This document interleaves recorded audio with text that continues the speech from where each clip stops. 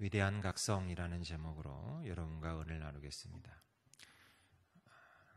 페이스북을 하는 이제 일명 패친 중에 제 패친 중에 이제 의사 선생님들이 몇 분 계십니다. 그런데 그 의사 선생님이 올린 글 가운데 하나가 기억이 나는데, 죽을 병에 걸린 환자가 이제 있었다고 합니다. 그런데 그 의사 선생님이 좀 이제 실력이 있는 분이라서 이제 그분이 최선을 다해서 수술하신 덕분에 이제 곧 죽을 수밖에 없었던 분이 정말 기적 비슷하게 살아나게 되었습니다. 그러니까 이 환자하고 그 가족들이 너무 기뻐서 어쩔 줄을 모른 거예요. 그리고 그 기쁨과 고마움의 뜻으로 정말 큰 잔치를 벌였습니다. 물론 그 잔치의 최고의 손님은 누굴까요? 누가 될까요? 그렇죠. 야탄의 그 목숨을 건져준 의사 선생님을 제일 상석에 모시고 극진하게 대접하면서 정말 화려하고 큰 일종의 파티를 열었습니다. 의사 선생님도 기분이 나쁘지는 않았습니다. 자신의 손으로 수술한 환자가 일단은 죽음에서 살아났으니 기분이 나쁠 리가 없지요. 그런데 그 잔치에서 그 기뻐하는 환자하고 또 그 가족들을 보면 볼수록, 시간이 가면 갈수록 이 의사 선생님 마음 한구석으로부터 아주 미묘한 그 찜찜한 그런 느낌을 감출 수가 없었다는 거예요. 이유가 있었습니다. 이유인즉슨 이 환자는 당장 목숨을 건지기는 했지만 몸이 이미 너무 많이 상해 있었다는 거죠. 그래서 이러한 건강 상태로는 아무리 길게 살아봐야 3년을 넘기지 못할 것이기 때문이었다는 거예요.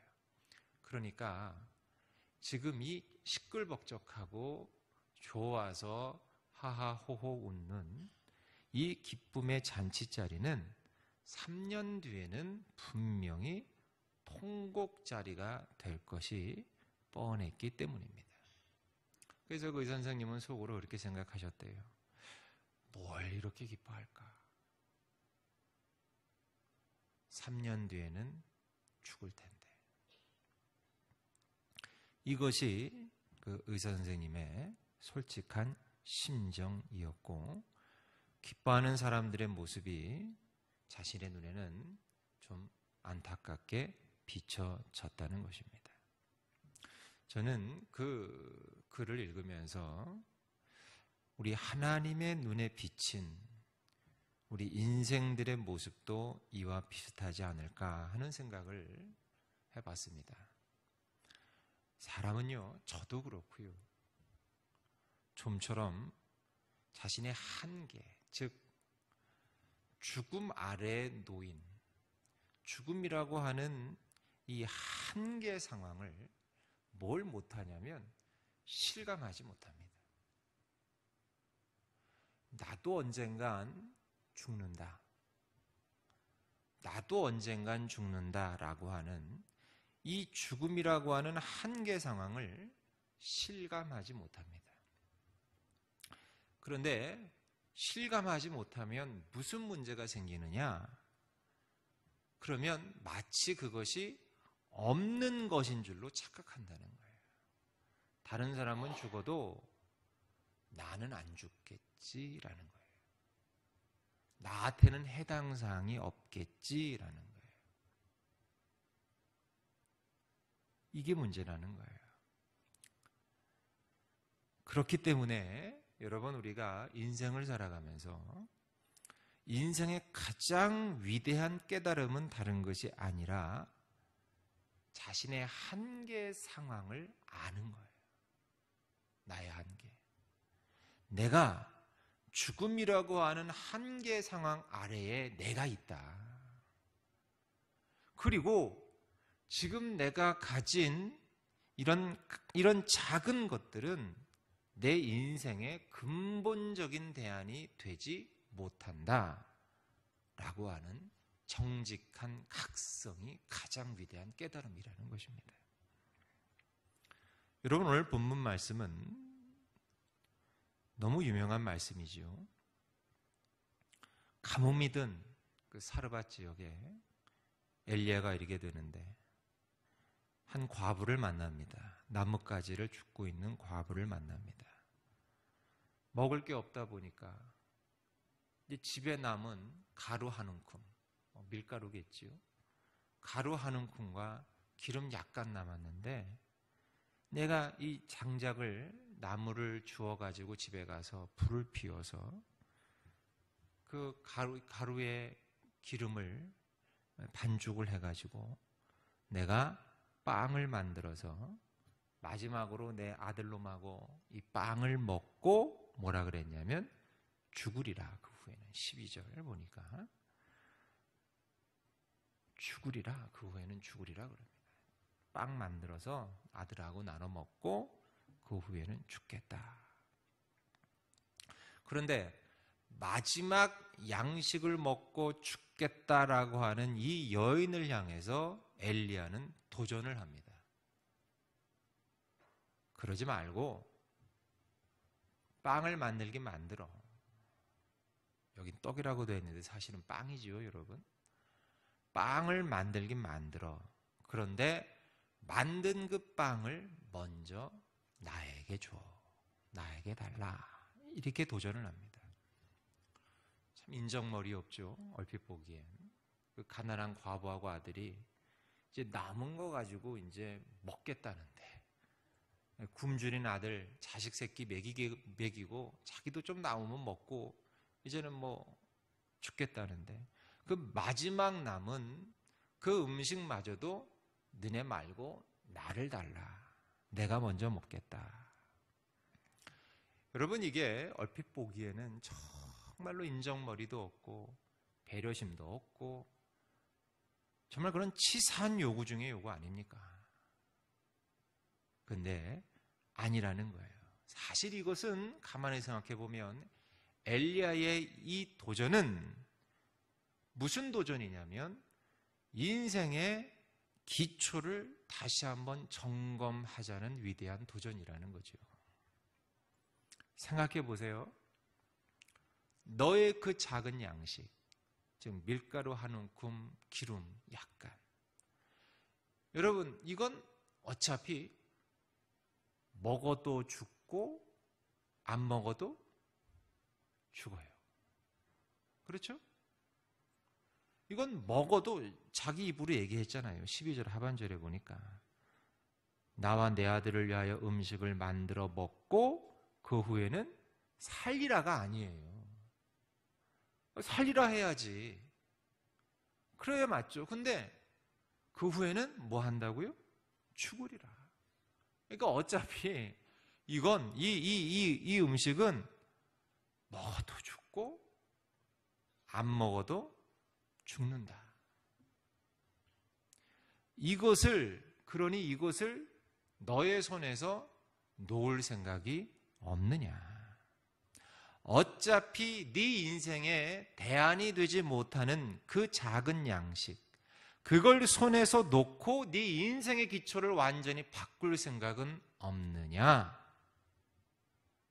이겁니다. 지금 엘리야는 이것을 도전하는 거예요. 인생의 기초를 완전히 바꿔보자는 거예요. 인생의 기초를. 놀라운 사실은 이 여인은 결국 자기가 마지막으로 가지고 있던 그 빵을 놓습니다. 빵을 만들어서 엘리야 선지자에게 그 빵을 드립니다. 여러분, 이건 단지 한 끼 양식을 포기하는 것이 아니라 지금까지, 이전까지 자기가 살아왔던 여인의 인생의 기초 자체를 완전히 포기하는 거예요. 왜? 이 작은 양식이 내 인생의 진정한 기초가 될 수 없음을 깨달았다는 거예요. 이 엘리야 선지자의, 엘리야 목사님의 그 말씀을 듣고 말이죠. 그러니까 바로 이 순간이 이 여인에게는 있어서는 위대한 각성의 순간이라는 거예요. 사람들은 모릅니다. 뭘 모르느냐? 저도 그렇고 여러분도 그렇고 어쩌면 그렇게 살아가고 있는지 모르는데, 사람들은 자신이 가지고 있는 재물, 건강, 전문적인 지식, 경험,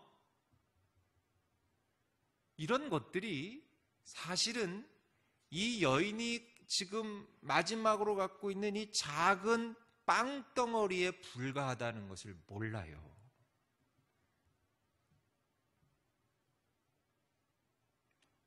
여러분, 그건 먹어도 죽고 먹지 않아도 죽는 것들입니다.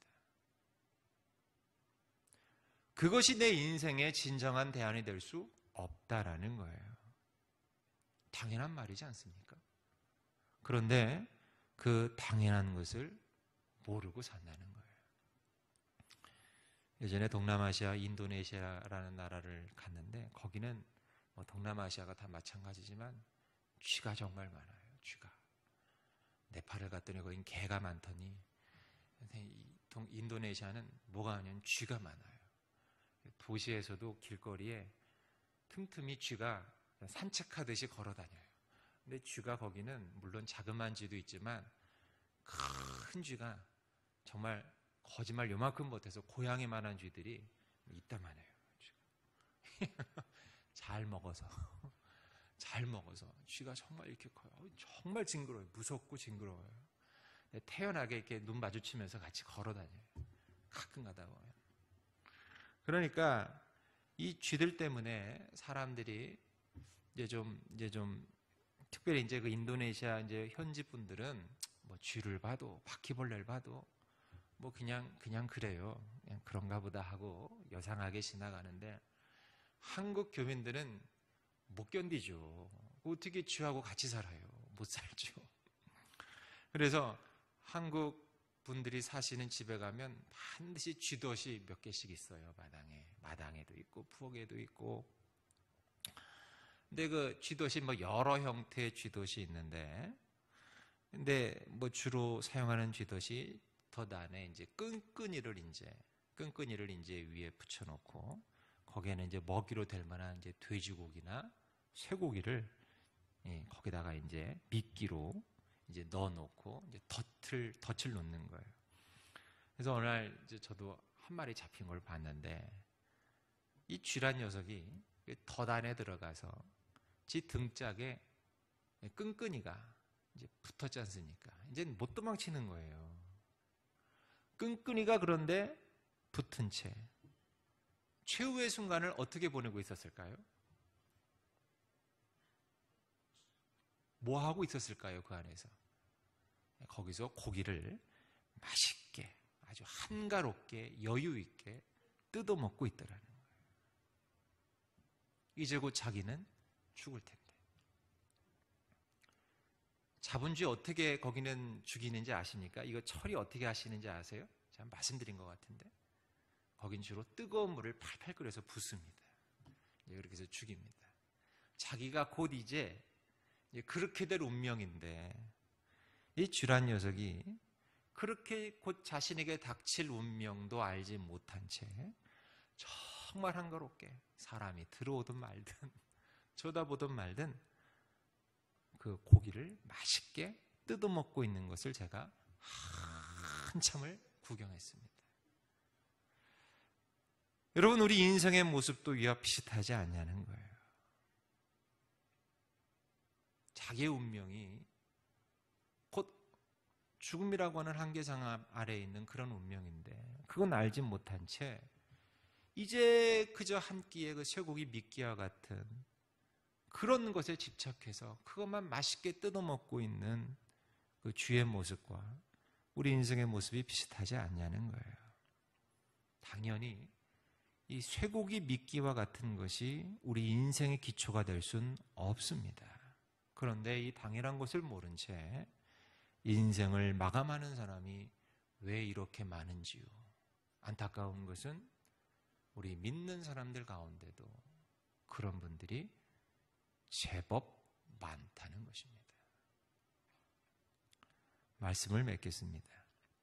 나는 지금 인생의 진정한 대안이 될 수 없는 것들을 붙잡고 놓지 못하면서 그것만이 전부라고 생각하며 집착하며 살아가는 어리석은 인생은 아닌지,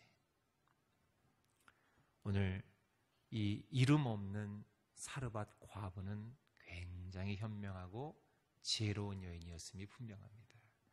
이 엘리사 목사님의 한마디에 정말로 그것을 과감하게 포기하고 인생의 기초를 바꿔버린 이 여인처럼 내 손에 쥐고 있는 이런 것들이 진정한 대안이 못됨을 깨닫고 집착을 버리고 영원한 것을 붙잡는 저와 여러분들 되시길 주의 이름으로 간절히 축복합니다. 기도하겠습니다.